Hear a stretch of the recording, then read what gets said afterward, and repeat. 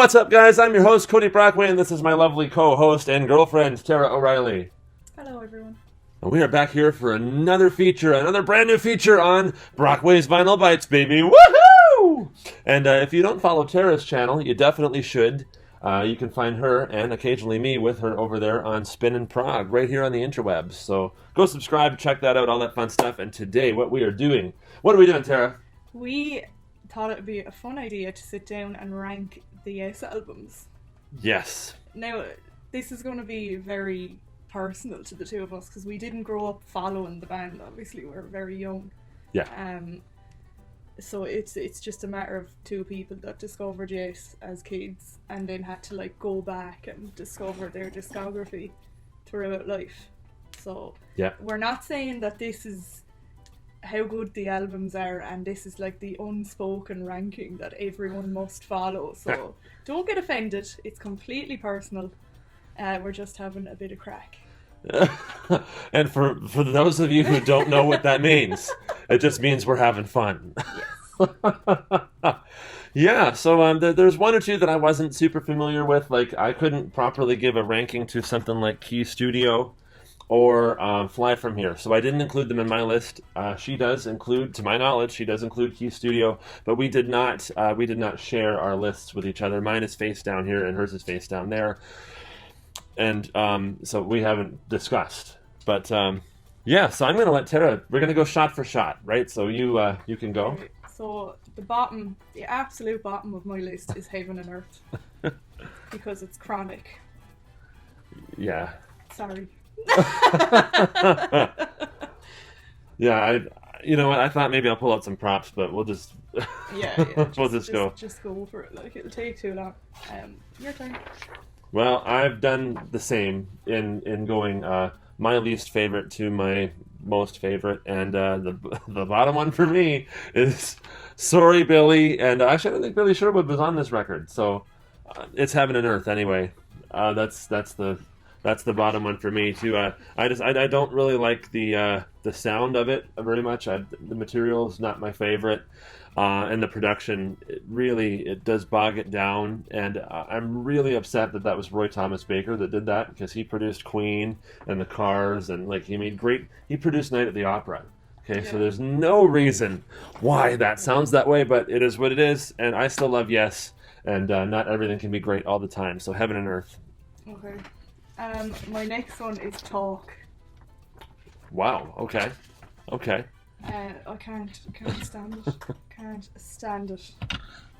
Wow. Okay. Why? It's just too. It's too.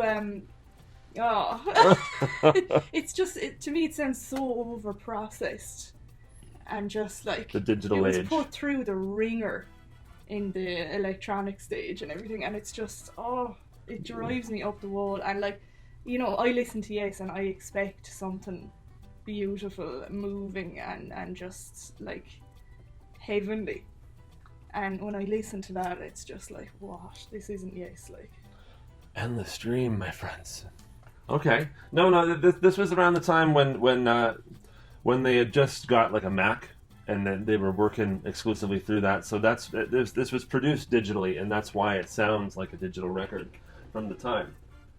Okay, fair. Next up for me is The Quest. This is not a bad record. There's some good songs on it. There's good moments, but compared to everything else in the catalog, it just sitting with the rest of the albums in this catalog, how can you possibly rank it that much higher? But that doesn't mean that any of these are necessarily bad records to me, because I do like the Ice Bridge and multiple other tracks on it. There's a cool John Davison acoustic solo track on this that's quite nice. Distant Memories, or it's the Memories track. I forget, but it's a really nice song. And the Ice Bridge is one of my favorite tracks. And yeah, so the next up has to be The Quest for me. Okay. My next one is Open Your Eyes. Another one. Heaven and Earth, Talk, and Open Your Eyes are all like in the same kind of area for me. I just do not like the sound of them at all. And that was Steve Howe's studio return to the band, like outside of the Key Studio stuff, right? Do you have any more comments you want to make on that record? I just know because I'll get angry. Well, yes, that's the thing. Yes, it's not set out to make people angry. But next up for me, we have their best record in recent years. And that's Mirror to the Sky. Not my favorite, but you can see this current lineup of the band trying to find their footing as as a new lineup of Yes. It's not the same as what was in the 80s or 70s or 90s or whatever. This is a totally different thing. And, there's lots that I don't like about this album, but there is some redeeming qualities to it, too. I really like, again, there's another John Davison solo acoustic track on it that I really like. And the lead-off track that was the single for the album I really like as well. Luminosity is all right. There's the big epic in the middle, which has that classical bit from Jeff Downes. Not bad. Cut from the Stars. Yeah. That's the lead-off track. Then the self-titled track, Mirror to the Sky, is pretty nice. It's got some cool ideas and stuff. And I don't know. I really like all the musicians in the band. I've talked with Billy numerous times, and John Davison's a good singer and stuff. But there's just something about, I don't know, whether it's some of the material that Howe's coming up with, I don't know, that kind of prevents it from being higher on my own personal list. But I'm not crapping on it. This is how I feel about it, right? So, okay, not a great album to me. Yeah, well, my next one is Union. That just bores me. I'm like, okay, it's a union of the band. Like, is anything going to happen? Because nothing does happen. Yeah. Do you have any more comments on that one? No, I mean, like, seriously, lads, come on, like, do you know? Yeah, it's the idea is like really cool on paper, but it wasn't very well executed. At the end of the day, you had two bands writing separate songs that ended up on the same record. But then you hear about the Union tour then, which was absolutely mind-blowing, incredible. Yeah. And then this album just lets them down so much. Yeah, no, I see you. What's next for me? Is Open Your Eyes. Yeah, it's never one that I really dug in too much. I do like the song New State of Mind, but for the most of it, it was just kind of one that I kind of passed over, so it was never a favorite, minus a track or two here and there. And I'm a huge Yes fan, and so those tracks are good. The tracks that I do like them, but it can't propel the album to a higher status on my list. Yeah. Fair. And my next one is Mirror to the Sky, because I was so excited when this was coming out, and I put it on and I was just sitting there going, oh, okay, when is anything going to happen? Jeff Downes was in the pub or something for the whole recording of the album. Like, I'm just waiting for the keyboards to come in, and there's like little glimpses of him, and then he's gone again. Yeah. The drums weren't loud enough on it for me, and it sounds like Steve Howe was turned up really loud and everyone else was turned down. But no distortion. But like the whole album, nothing jumps out at me on it. Do you know, like, and that's always happened to me with my favourite Yes albums. There's always like moments where I'm going, oh my god, that's unreal. Yeah. And with this, I was just sitting there like, oh, okay. Yeah. Huge disappointment. I had that. And they hyped it up so much as well when it was coming out. So I was like buzzing. I saw like this unreal Roger Dean artwork for it, and I was going, oh my god, that's going to be class. Like, well, it wasn't. Yeah, no, I kind of feel the same. Minus, I have one or two tracks that I like that acoustic track, by the way, that I was thinking of for this record is called Circles of Time. Really nice song. I like the song, but you know, I feel you. I feel the same, and it's not a personal thing towards any of the band members. It's just for some reason, it's the material that's there. It doesn't grab me like the other albums that we're going to mention very shortly. So I feel you. I feel you. So I already said Open Your Eyes. Next up to me is Union. Yeah, you already mentioned this one. It's kind of like, there is good songs. I love Lift Me Up and Shock to the System, and I Would Have Waited Forever, but those are like the three songs. I think there's one more that's like kind of cool, but for the most part, it's just like it's a great idea, not well executed. Yeah. and so it looks good on paper, it looks good on a stage, but when you have two bands that pretty much wrote separately and had songs done, I mean, Chris Squire, there's Tony Levin playing on bass on some of the tracks, which is fine because Tony's amazing, but you have two separate bands working together when it's supposed to be all Yes. You essentially have Anderson, Bruford, Wakeman, and Howe, and Yes featuring John Anderson on some of the tracks. So you got Trevor Rabin and John Anderson over here, then you got Steve Howe and John Anderson on this side too. Yeah. And it's, I don't think it's horrible, but like some of the tracks are really good. I love Lift Me Up, like I said, like that's one of my faves. But for the rest of the album, it's kind of like, okay. Yeah. That was when they started going hit or miss. Like then the next album will be like amazing, and then you get it. Yeah. Your turn. The Quest. I heard the Ice Bridge and I was blown away by it. I thought it was unbelievable, and I was just I still love that song now. It's incredible, real banger. And I wasn't expecting them to come out with such a banger without like Chris Squire or anything there. I know Alan White and Steve Howe are still there, but yeah, I mean Jeff Downes' keyboards are really prevalent in this, which is another reason why I was so disappointed with Mirror to the Sky, because I thought there'd be more of that brought onto it. But anyway, yeah, the Ice Bridge is brilliant, and I don't like any of the rest of the album, to be honest. Especially Minus the Man. I literally feel like tearing my hair out when that comes on. This is genuine terror. Yeah, it's yeah. I listened to it when it came out, and I quite enjoyed it. But I revisited it to do actually a live stream that we did right here on Brockway's Vinyl Bites a few months ago, where we did the Yes albums on a tier list, and I listened to it again, and it has moments like the Ice Bridge, and that's my favorite song on it too. So, yay! We have taste. Woo! At least we think we do, and that's all matters, right? But yeah, then there's just like again, there's that acoustic song, "Future Memories" is what it's called, not "Distant Memories." That's it's not Yes. "Future Memories" is pretty good. There's like a little Beatles tribute track, but yeah, I'm with you. Like you get so hyped when it comes out, like oh yes, this is going to be so cool, a new Yes album in our lifetime, and then it's like, again, no disrespect. I'm friends with Billy online and stuff, and just no disrespect. If you see this, Mr. Billy Sherwood, I still love you, and I still think you're a great bass player, and I'm sure Tara does too. Where am I going next? Oh, okay, so we're going all the way back to the beginning. Is Yes from 1969. Okay. And pretty decent record. I really like the cover of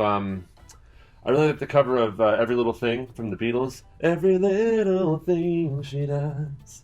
And some of the covers on it, I think it's got, does it have Then on it, or is that on Time and Word?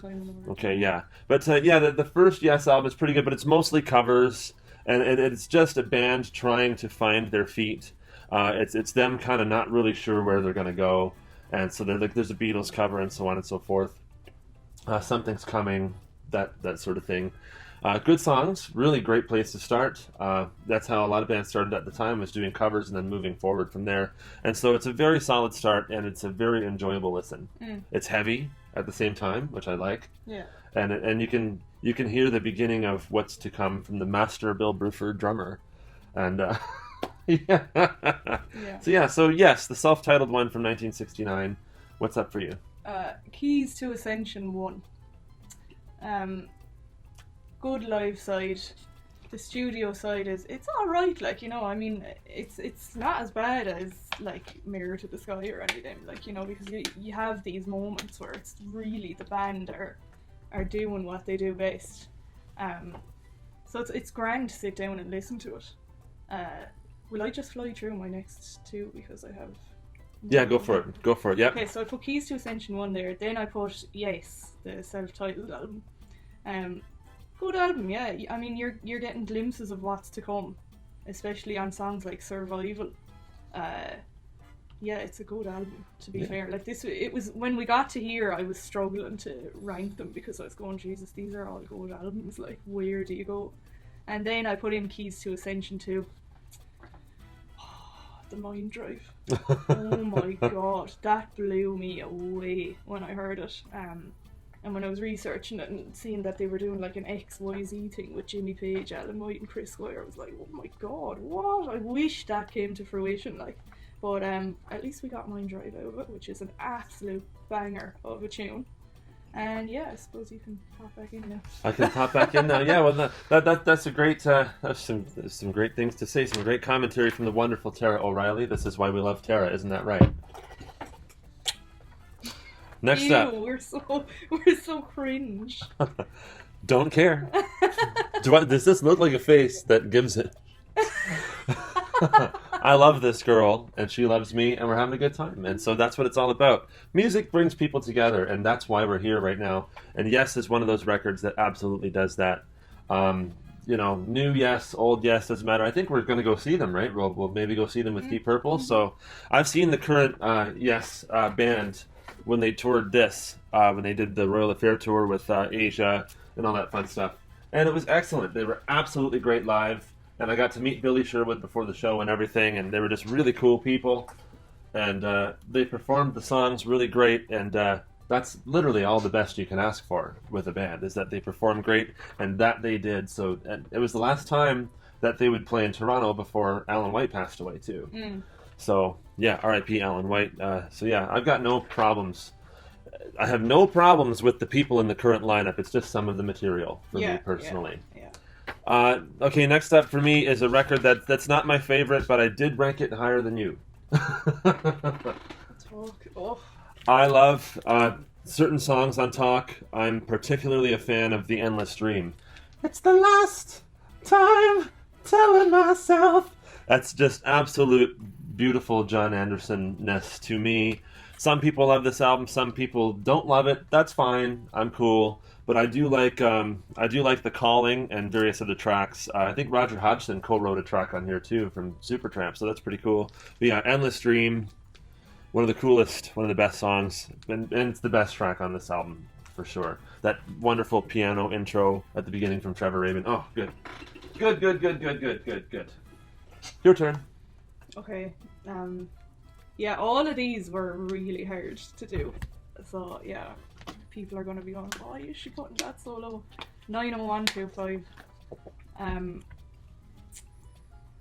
I've always said I'm not a fan of 80s sounding music. But this isn't bad either. It's still good. And like I said, it was when I got to this stage of their discography that I was struggling so much to rank them. I mean, I can't say anything bad about it. Stop peeking at my list. No. I see the eyes trying to focus in there. She's wrong. Yeah, like, I mean, I loved The Owner of a Lonely Heart when I was a kid, and I heard it in a video game, and I got really excited about it. What game was that? Grand Theft Auto Vice City. Yeah, I mean, I can still sit down and listen to this album and be like, yeah, this is good. I'm like, I could say that about any of these albums I'm about to mention, you know. But yeah, I had to put 90125 there because I don't go for it as much as I do with the other ones. So that's how I based the ranking. That really is where it gets hard because it's not like any of these are actually like. It's not like most of these are like horrible, terrible albums. It's like even the ones that like, you know, that maybe you're not a big fan of, they still have, you know, moments where, you know, it's not okay, like this is not my favorite, but there's still a song or two. But when you get to 90125 and these records and you're going that direction back in the catalog, you're going, okay, this is going to be, this is getting hard. This is getting hard. And I feel you, yeah, because when it got to a certain point for me, I was like, what do I do? So, after Talk, I go to Magnification. The second Yes album to come out in my lifetime. It would be the first in yours, I guess. No, well, the latter came out the year I was born. Yeah. So I actually went to the store with my dad and got Magnification when it came out. I was like 3 or like 2. I was really young. But I've always liked it. There's a couple of tracks that I'm not super, you know, like super obsessed about, but the songs like Don't Go, Give Love Each Day, the title track and Spirit of Survival are like, I love them. Yeah. I love them. Bangers. So, and I love you. I love you too. Cool. Cool. You hear that, everyone? Yeah, right on. I have the best girlfriend in the Progosphere. Awesome. So Magnification for me because I think it's a very good album. Okay, yeah. My next one is Tormato. I can't stand Circus of Heaven. I absolutely hate that song. I don't know why, because I can't say it's like bad. It's like bad musicianship or anything because it's not. It's really good. I think it's just when that child comes in that I'm just like, I hate that child. That's John Anderson's son. Yeah, well, sorry, John, but the son drives me nuts on that tune. Alright, but other than that, it's a great album. Arriving UFO is absolutely mad. I think that's great. I wish, when I'm sitting and listening to this album, I'm just wishing the songs were longer. Yeah. And that's what it feels a bit like, a bucket of bolts that was just thrown together to me. And I'm just like kind of waiting for a little bit more to happen with it. I think that's one of the nicest reviews of that record that I've ever heard because people endlessly crap on that record. No, I never got it. There's no reason to say that it's a bad album because it's really not. I know. There's great playing on it. There's great songs with mad concepts behind them, which is what every prog head wants, like, in an album. Like I said, the only thing I want is for the songs to be longer. Yeah. Then it'd be a fantastic album. Yeah, I feel you. So I did Magnification. Next up for me is Big Generator. I think it's a good album, and I think it's one of those where if people don't really know prog or progressive rock that well, you can kind of show them this and 90125 and say, okay, well this is a good open door because there's great songs on it. I'm Running, the title track, Big Generator, Love Will Find a Way. I think it's a really solid album. Obviously, Shoot High, Aim Low. I'm a big fan of Trevor Rabin. I love his latest record, Rio.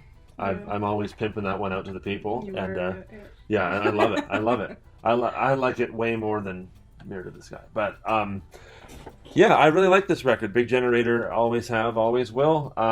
It's not quite 90125 to me. There was a lot of inner strife within the band going on.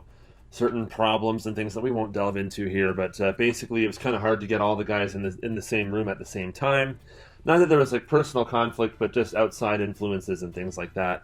And so it kind of prevented the creation of this album, which is probably why that it took 5 years to make, coming off of 90125 and the big tour for 90125, and then the big Generator in 1987.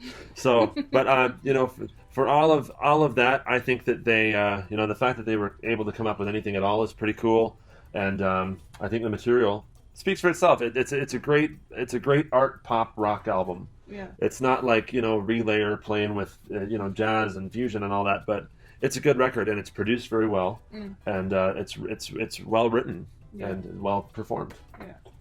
Yeah, that's my next one as well, Big Generator. Just out of the 80s ones, that's the one I go to more often. I love Shoot High, Aim Low. Like, that's one of my favourite songs.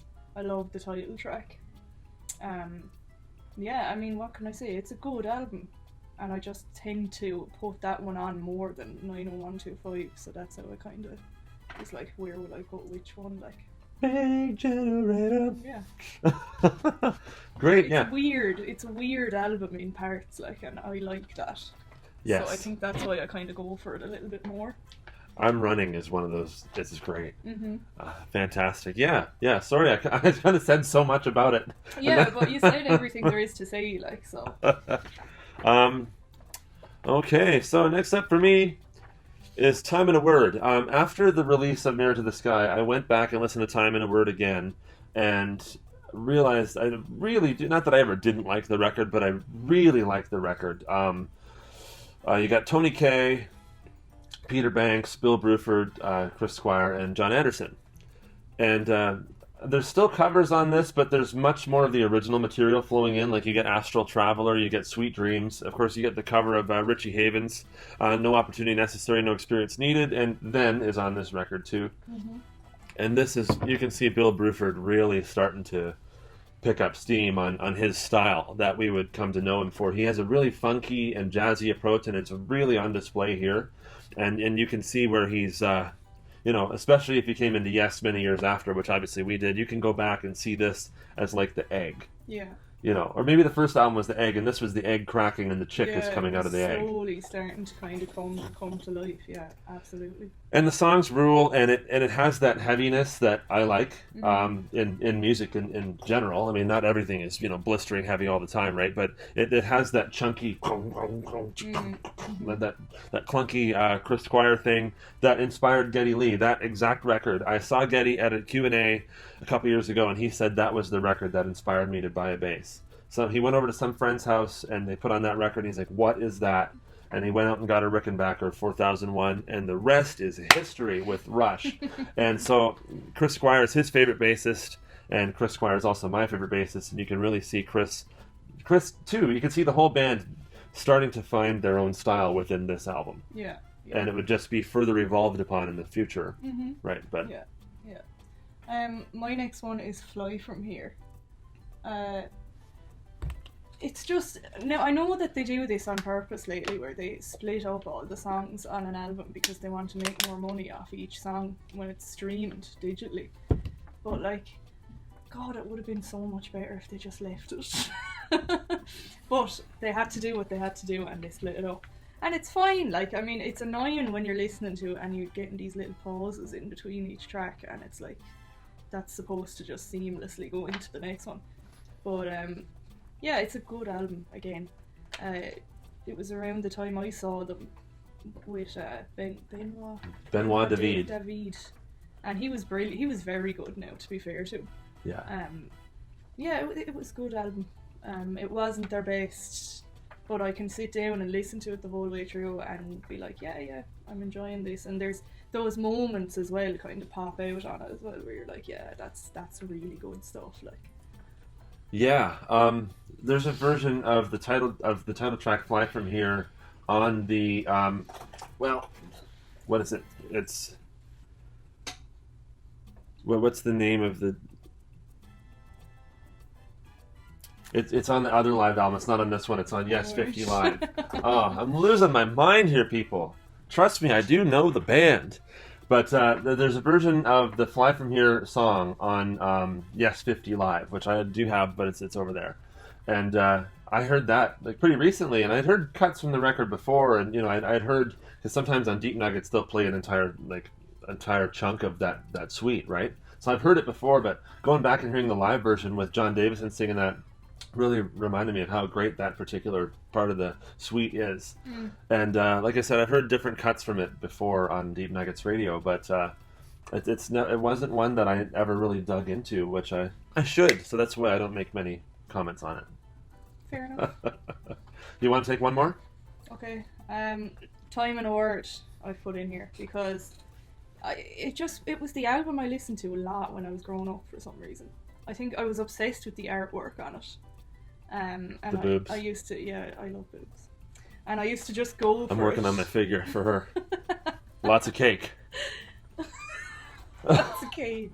Yeah, I used to just go for it all the time. And I mean, Dane became one of my favourite songs very quickly. It was just odd, like just hearing the way they'd kind of come in at different times in the most strange places, and it was just, I don't know, it just piqued my curiosity so much, and I loved it. Astral Traveller as well, I thought was mad, and I think it's a really good album, and I see other people doing these rankings and they put it so low, and I'm like, what? Like, how? It's such a good album compared to some of the other things they brought out, like, so yeah. Yeah, it's some of those other things that they brought out that caused me to go back and listen to it, and it really boosted my love for that record, because it's like, yeah, okay, there's this, which I'm not a big fan of, but then going back and hearing that and go, oh, I love this even more, like, but yeah, I feel you. So I already mentioned Time and a Word myself. Next up for me is, yeah, this is a really hard part of the list, and it gets increasingly harder as it goes on. Next up for me is Tormato. I don't have any issues with this record. I don't even have an issue with Circus of Heaven. But I know that lots of people don't like the child talking part. You're not the first person to, not like that. Some people don't like the whole record. Some people don't like the production of it. Some people don't like that dryness in the production. Doesn't bother me at all. I love the whole record. Of course, the production is different. As to where Going for the One, which came before Tormato, was very open and breathy in the production. They got rid of that. They threw that right out for Tormato, and it's very dry and in your face. It's a very attacky record, and with tunes like Release, Release, that is organized chaos right there. I remember one morning when I was younger and I had a tape deck in my room. This was probably about 8-9 years ago. Anyway, just playing that tape over and over again one morning. I just guess I couldn't sleep, like middle of the night, just playing the tape top to bottom, rewind over and over again. And I love the record. One of the songs that Dad and I used to listen to all the time as a kid was Future Times Rejoice. And yeah, great memories with Dad. And you know, just listening to that 4-disc, that Yesterday box set. Pretty cool. But yeah, Tormato, always liked the record, always will. Release, Release on the Silent Wings of Freedom. You know, just Don't Kill the Whale. Madrigal, the whole record. Arriving UFO. Boom, boom, bum, bum, boom, boom, bum, bum. It's Yes finding their feet coming towards the end of a decade and into a new era. Yeah. And you know, what else are you gonna do? You have to make those transitions. You can't just do it any other way. And I think they did it very nicely here. And so yeah, Tormato, great record. And yeah, it only gets tougher from here, folks. Yeah, I mean, like, this is just in order of what ones I like to put on most. So my next one is The Ladder. That's such a gorgeous, like, uplifting album to put on. The whole time you're sitting there and you just have, like, goosebumps. Finally! Sorry. That didn't give me goosebumps. But yeah, it's a lovely album. It took me a while to actually sit down and listen to this one fully. But when I did, I was just like, oh my god, this is gorgeous. I was reading the sleeve notes as well, going along with it, and saw the big message that John Anderson wrote to his wife in it. Like, and I remember, like, just tears pouring down my face. I was like, oh. You're so cute. But yeah, it's a lovely album. That's all I have to say about it, really. It's just beautiful. Like, you're a lovely girl. And so, yeah, we'll talk more about that record in a couple minutes. But first off, we got to go through some drama. Yeah, drama's next up for me. This is a record that I kind of wrote off for a long time because it doesn't have John Anderson and blah, blah, blah, blah, blah. Then one day I bit the bullet and I sat down with the record and was immediately blasted into hell and heaven and all of those places at the same time. It very quickly became one of my favorite Yes records. I was in mid to late teens at this point, and hearing Machine Messiah and Into the Lens and Man in a White Car, you know, I love the whole record. I love this record. It is fantastic. There's not a single skip track on it for me. And Trevor Horn was the only. No, I think they did a re-recording of Fly From Here with him, right? Did they? With Trevor Horn? No. Maybe they just performed it live with him. Oh, okay. Yeah. Okay, maybe that's what it is. But this, as far as I know, this is the only classic Yes record with him singing vocals on it. And he did the tour with them. The tour wasn't super successful, but my dad did get to see it live, and he's blown away. This is one of his favorite records too. Tempest Fugit, oh, fantastic! It's heavy, it's in your face, but it's beautiful, and it's chaotic, and it's dynamic. It's all this great stuff all at once, and I think it's a fantastic record. And yeah, I think it's great, and I love playing along to it. It's got some of it. It has some of their best writing on it for sure. Yeah. I mean, when you lose Rick Wakeman and John Anderson, the guys that are left in the band are really forced to. They're at the same time they're indoctrinating new members, Jeff Downs and Trevor Horn. They're really doing their best to take it up to the next level, and they did it really nicely with this record. It's just a shame that at the time it didn't really translate to the people. It's kind of one of those that years later down the road, people got it and went, "I get it now." Yeah. And so, drama for me, fantastic record. My next one is Magnification. I mean, you said basically everything there is to say about that. But I love how kind of heavy the bass and the drums are in it, and John Anderson's vocals in this are really, like, bang in your face, powerful. Yeah, I find I listen to this one a lot more. lately in life as well for some reason. But yeah, I mean, you said everything there is to say about it, so Yeah. not much to add on there. Like. I go on. All right. The Ladder. The Ladder for me, it's the first Yes record to be released in my lifetime, and my dad played it relentlessly when it came out for years, and that translated over into me. There's actually a video of me sitting on his couch when I was just like a young toddler, singing all the words to Homeworld, or at least what I thought were the words in my 3-year-old head, right? But yeah, I just remember dancing, jumping around because he had a home studio. And so he would put on a new language and that and I would just jump around during that whole part, that whole beginning part of that. And it's just a beautiful, beautiful album. Like what you said, it's just a gorgeous record, and it's one that I come back to pretty often. It'll Be a Good Day, gorgeous songs. 9 Voices, Long Walker. Yeah. It's fantastic, and I love it. And I love it, The Ladder. And my next one is Drama. So we're kind of close. We're kind of close to each other now with our picks, aren't we? Yeah. But, yeah, we're kind of close to each other now, aren't we? I love Drama. I think it's a brilliant album, and it does not get the recognition it deserves still. I know a lot of people absolutely despise that album for some reason. But I think, despise a lot of people, so... Just kidding. I think it was kind of using that 80s sound, but in such a like powerful, proggy way. Like, does it really happen? I listen to it all the time. Machine Messiah blows me away every time. I would have grown up watching a lot of kind of science fiction movies and stuff, and it just reminds me of that every time I hear it, and it's scary. Like, I remember when they played it when I saw them live. I was about 10 years old, I'd say.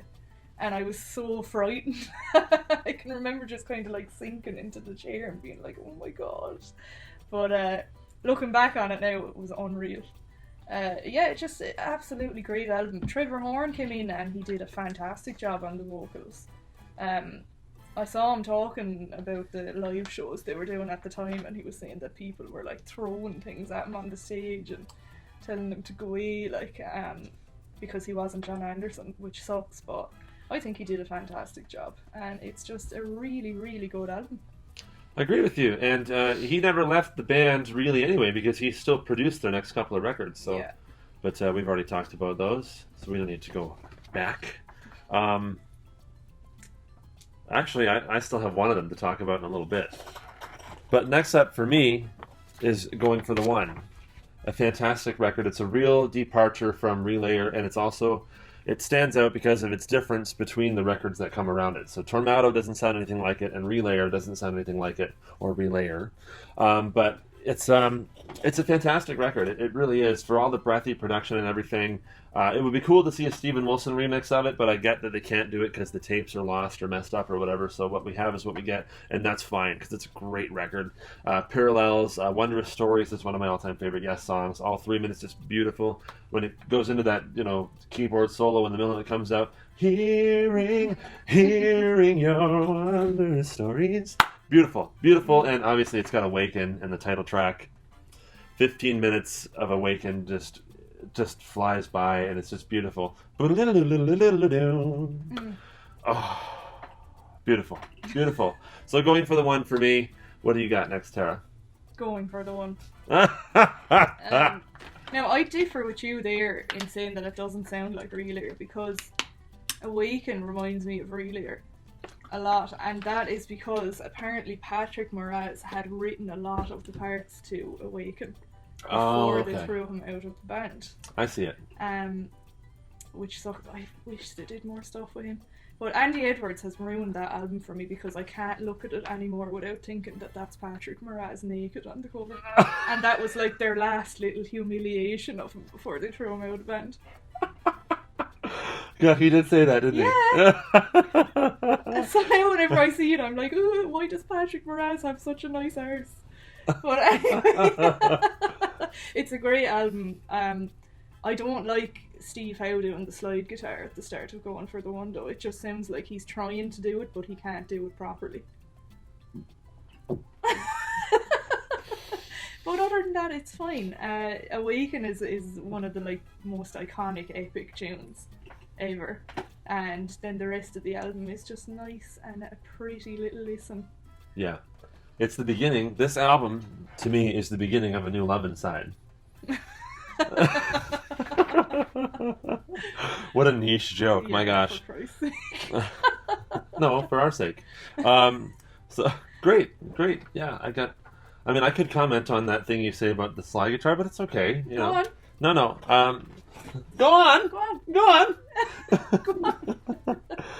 I just don't have an issue with it. That's all. But 90125 is next for me, and fantastic record. Listened to this all the time growing up. My dad, I have his CD now somewhere, and we listened to it all the time. Look up, look down, look around. Beautiful. It can happen. Owner of a Lonely Heart, where I live, and now Tara lives too, here in North America. You hear that on the radio a lot over here, Owner of a Lonely Heart. Was it like that in Ireland too? I guess not really. But you hear Owner of a Lonely Heart on the classic radio stations every day, and I don't get tired of it. I think it's great, and I love that record. And the deep cuts on it too, like our song, City of Love. We were just listening to City of Love before we did this. Hearts has some great riffing from Trevor Rabin. Changes. Anyone who craps on this album, go sit behind a drum kit and work out the first 2 minutes of that song. Boom.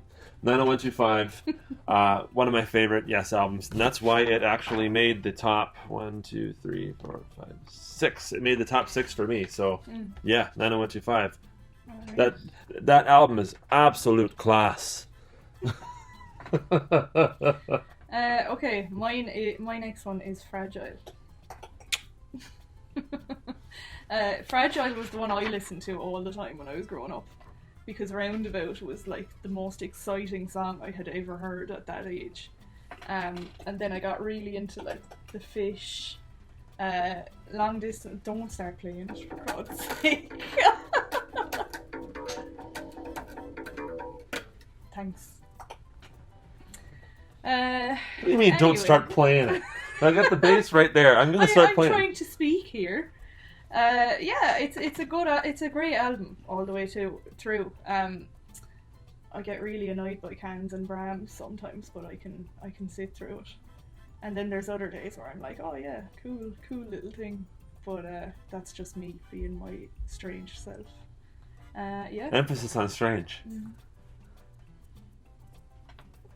Am I allowed to speak now? Yes. Oh. Off you go, your turn. Thank you. You're such a sweetheart, Tara. I know. Next up for me is Fragile. Yeah, I mean, everything you just said, and of course it's the reason, my dad's a bass player, but the reason I ever even bought a bass, sorry Dad, love you so much, but it's Roundabout. Oh, being a teenager, and I heard the song 10,000 times growing up, but it came back to me when I was older, 15 or so years old, and I'm like, I'd like to start playing some bass. I'd like to get a bass. And so now I've got like 3, or 4. But I love this record. Heart of the Sunrise is one of the best songs ever laid to tape. Yeah. Ever by any band. And the solo bits are cool, like The Fish, Slanderia, Primataris. But then you get the band tracks like Long Distance Run Around and South Side of the Sky, Roundabout. Big hit over here. Still gets tons of airplay to this day. And Heart of the Sunrise, it's top tier stuff, for sure. Yeah. Yeah. All right. Okay. We got 4 left. 4, yeah. We got 4 left. Ah! These are all really like interchangeable. But I went for Tales from Topographic Oceans next because I have to be in a certain mood to sit down and listen to this. Yeah. And it's, you gotta have some time. Yeah, and if I'm not in the mood, I find it difficult to get through it.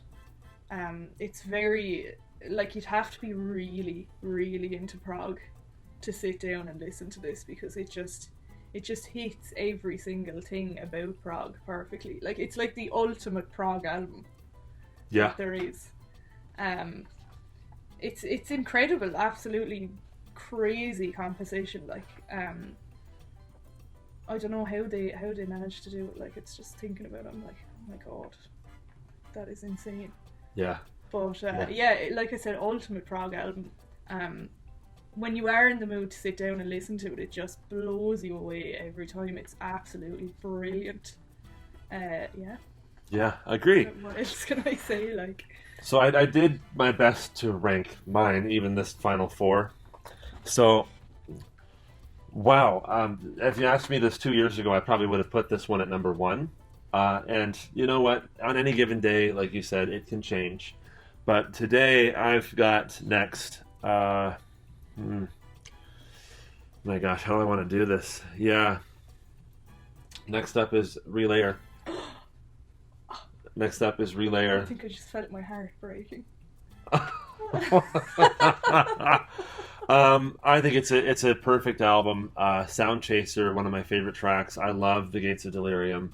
Obviously, you know, it just beautiful, fantastic, and you got the cool battle in the middle of Gates, and it builds up and it builds up and it builds and builds and builds, and it concludes with Soon at the end of the side. And that is one of the most beautiful moments that I've ever heard in music history. Is that last 6 minutes, the last 6 minutes of that song. Usually that's like longer than most songs, right? But that's just the last 6 minutes of The Gates of Delirium. Fantastic. And you get the Sound Chaser with the cha-cha-cha-cha-cha-cha-cha-cha-cha-cha. It's absolutely mad. You're right. It's insane. And Patrick Moraz comes in for that solo. Great. It's great, and it ends on a really somber note with To Be Over. This is definitely their jazz record, and it is fantastic. And I could rank this any higher. I mean, I tried my best according to my mood right now, but that could have gone at least one more higher. But with my top three, you'll see why. It's hard. This is hard. It's not easy. Very difficult. We're almost at an hour here. Like, yeah. Oh god. Okay, my next one is the Yes album. I love the Yes album. I listen to it all the time. Yours Is No Disgrace is like, it's in my top 5 played songs every year. Yeah? Yeah, because I just always go to it. It just puts me in a great mood. Great playing on the album. I know it was still early days, but it was just so good. Like, I love seeing all the old film of them playing at the time, like young Bill Bruford absolutely banging it out.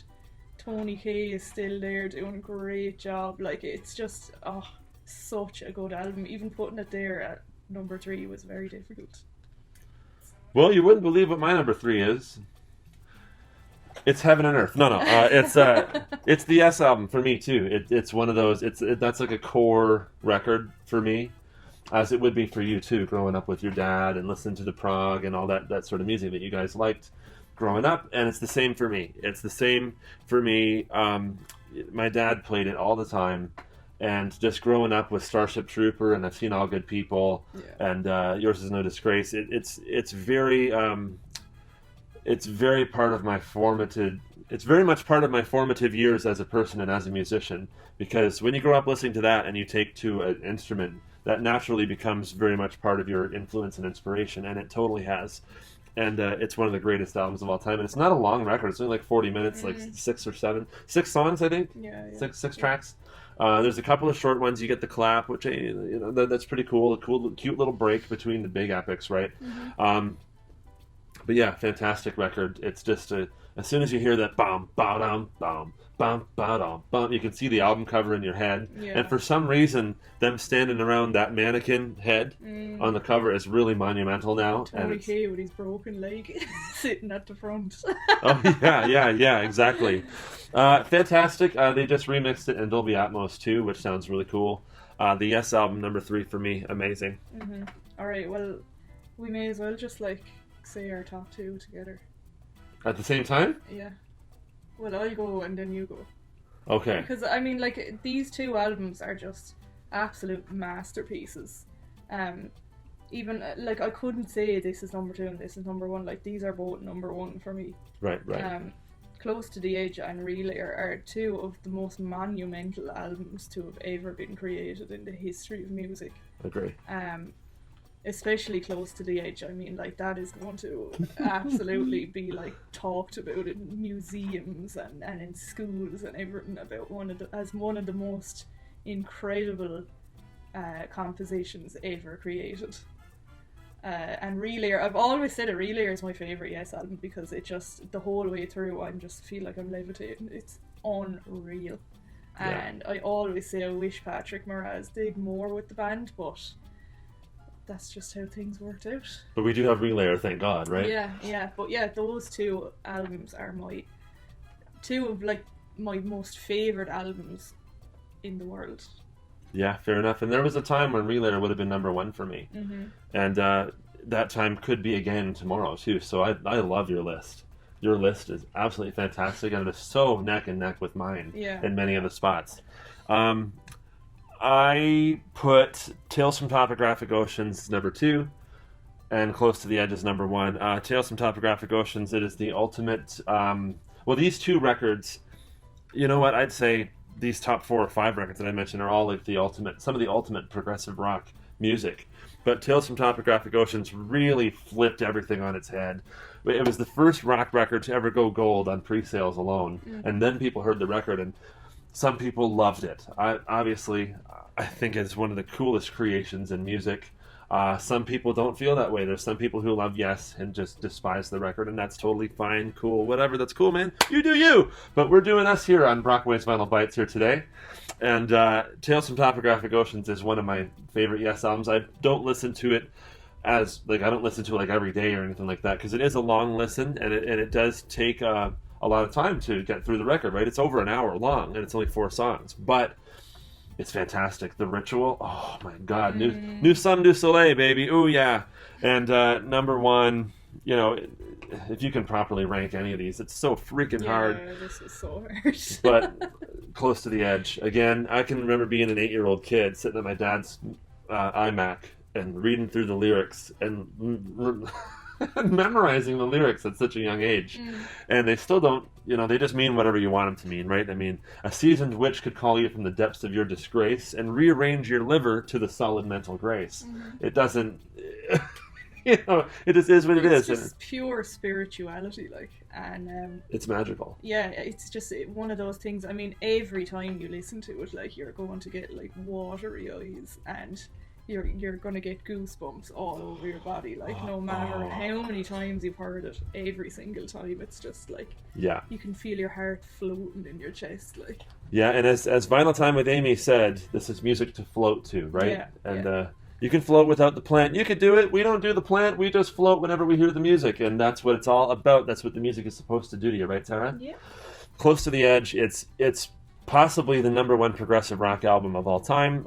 Not just for me, but for a lot of people, it's one of those monumental records, and it very much helped, alongside with Genesis albums and King Crimson and all that. It helped to write the blueprint of what the genre was about. And you get the whole 18-minute side. You get And You and I, Siberian Catru, absolute beautiful. Now that you're fine, now that you're whole. The last bit in Close to the Edge when he repeats that refrain. Oh God. And it's got the greatest organ solo ever recorded to tape at 14 minutes and 14 seconds into Close to the Edge. It is absolutely fantastic. And speaking of Close to the Edge, well, we're at the edge of this video. That's right. We're wrapping it up. But don't forget to hit like and subscribe. Go subscribe to Spin and Prog and subscribe to Brockway's Vinyl Bites for more cool stuff all the damn time. And what do we say, Tara? What? What? What do you mean what? Now it is time to recite the most vital piece of information that you could ever learn. Love you, Tara. Love you. Don't forget to rock on, baby!